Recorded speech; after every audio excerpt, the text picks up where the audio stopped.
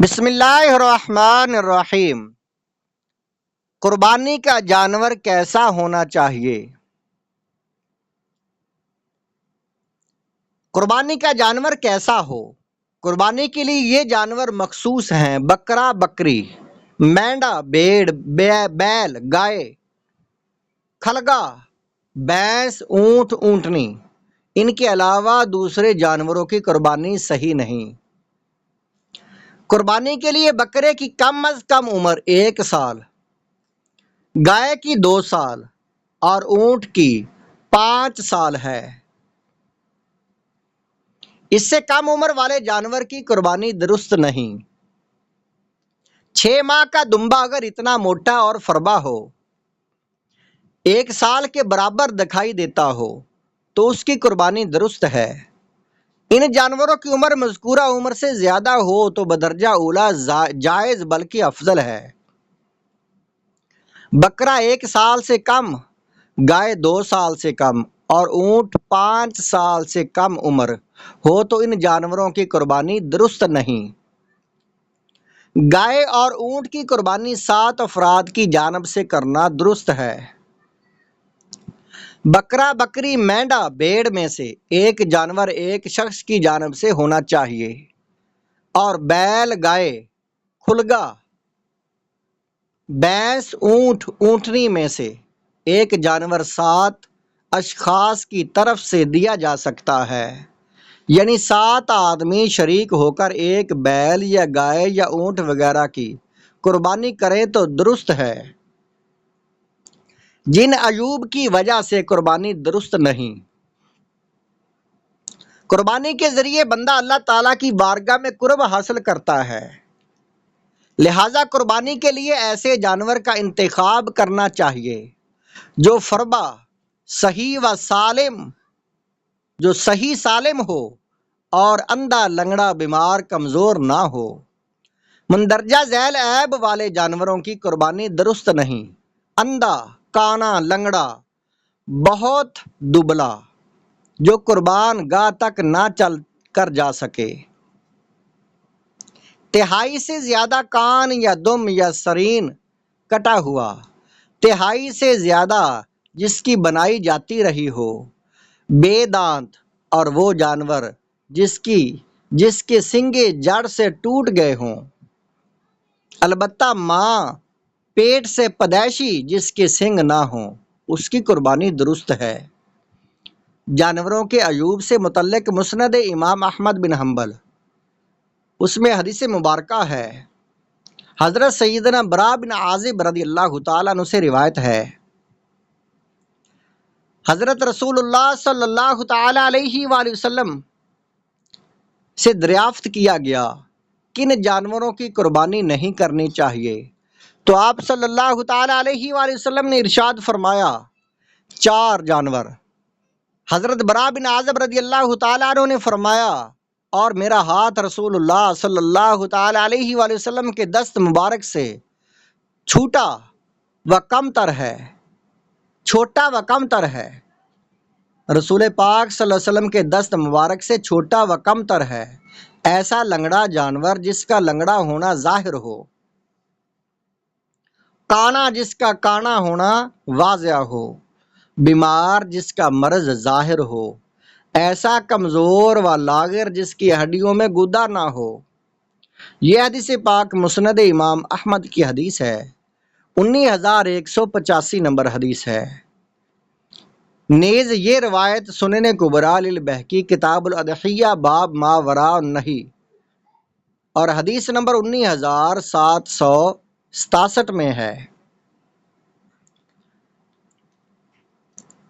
دیگر روایتوں میں 4 کے الفاظ کے ساتھ اشارہ کا لفظ وارد ہے۔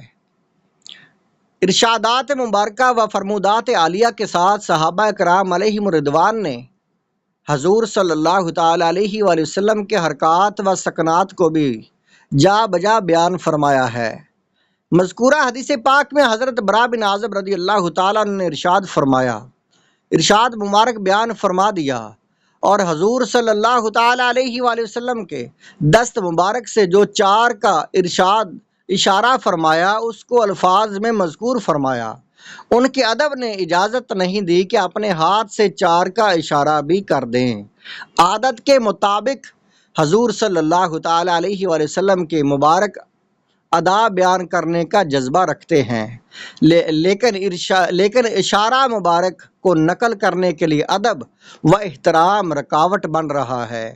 آخر کار عذر پیش کر دیا کہ میرا ہاتھ حضور صلی اللہ تعالی علیہ وآلہ وسلم کے دستے مبارک سے چھوٹا و کم تر ہے، میری انگلیاں آپ کی باعظمت انگلیوں سے کوتاہ ہیں، میرے پور آپ کے بابرکت پوروں کے سامنے ہیچ ہے۔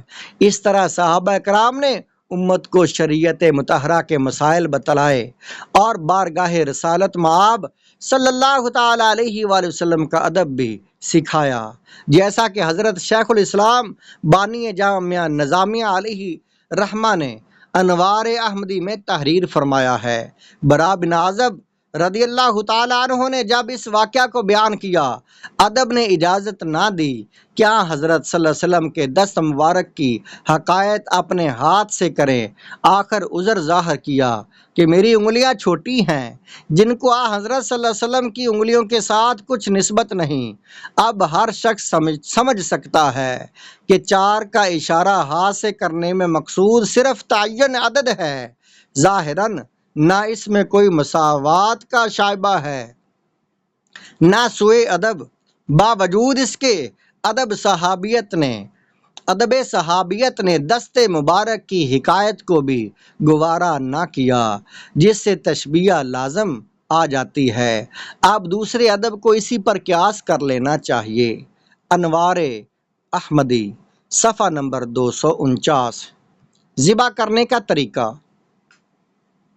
ذبح کرنے کا طریقہ یہ ہے کہ پہلے جانور کو پانی پلا کر بائیں پہلو پر اس طرح لٹائے کہ جانور کا سر جنوب کی طرف اور منہ قبلہ کی جانب رہے، پھر دائیں ہاتھ میں تیز چھری لے اور بسم اللہ و اللہ اکبر کہہ کر قوت و تیزی کے ساتھ گلے پر گانٹھنی سے نیچے چھری چلائے، اس انداز پر کہ چاروں رگیں کٹ جائیں لیکن سر جدا نہ ہو۔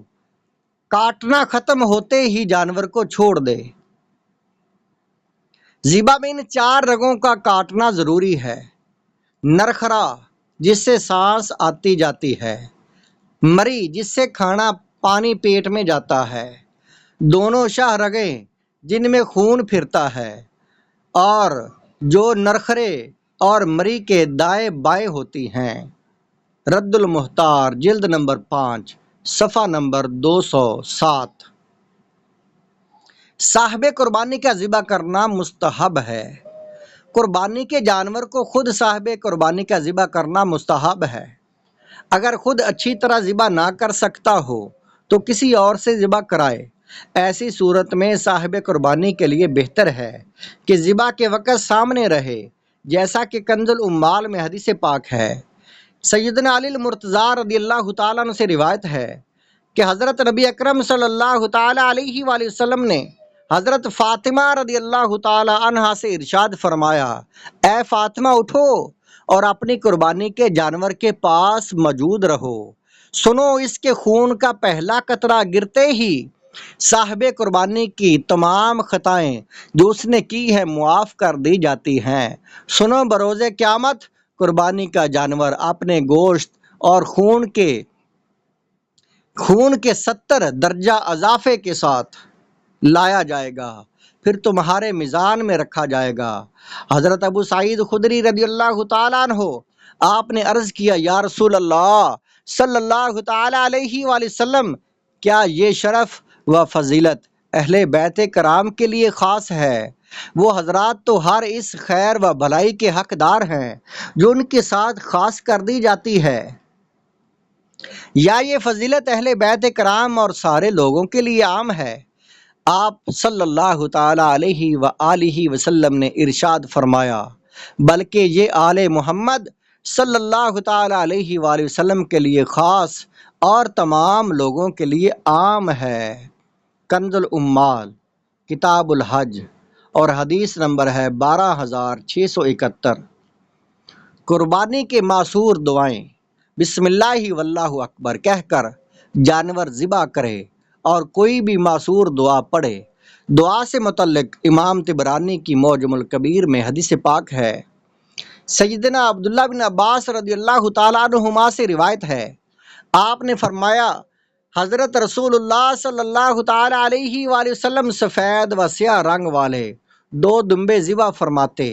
جب حضور صلی اللہ تعالیٰ علیہ وآلہ وسلم ذبح کرنے کا ارادہ فرماتے تو اپنا قدم مبارک جانور کے پہلو پر رکھتے اور یہ دعا فرماتے، بسم اللہ من کا و لکا اللہم تقبل من محمد، اللہ کے نام سے اے اللہ یہ تیری ہی عطا ہے اور تیری بارگاہ میں قربانی ہے، اے اللہ یہ محمد صلی اللہ تعالی علیہ وآلہ وسلم کی جانب سے ہے، اسے قبول فرما۔ المعجم الکبیر حدیث نمبر 11166۔